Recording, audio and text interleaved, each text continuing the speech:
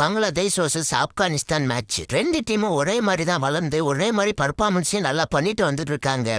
அப்ப இந்த 2 டீமையும் மோத விட்டு பார்த்தா எப்படி இருக்கும்? அதுல கொஞ்சமா ஆப்கானிஸ்தானுக்கு கொஞ்சம் அட்வான்டேஜ் இருக்கு. ஏன்னு கேட்டீங்கன்னா அதுல நூர் அகமதோ ரசீது கான இருக்காங்க. அப்படிதான் நாம நினைச்சோம். ஆனா மேட்ச்ல நடந்திருக்கிறது வேற. டாஸ் ஜெயிச்ச பங்களாதேஷ் நாங்க ஃபர்ஸ்ட் பேட்டிங் பண்றோம்னு சொல்லி பேட்டிங்ல 2 அசனும் சேர்ந்து பொலன்னு பொழந்தெடுத்துட்டாங்க. அப்படி இருந்த நூறும் ரசீதும் ஆளுக்கு 2 விக்கெட் எடுக்க பங்களாதேஷ் 154 ரன் அடிச்சு குமிச்சு பிடிச்சு இன்னைக்கு இந்த டீம் அடிச்சு விட்டு சூப்பர் போருக்கு நாம முன்னேறி போறோம் அப்படின்ட்டு ஆசையோட வந்த ஆப்கானிஸ்தான அற்புதமான பவுலிங்ல அடக்கிட்டாங்க நம்ம பங்களாதேஷ்.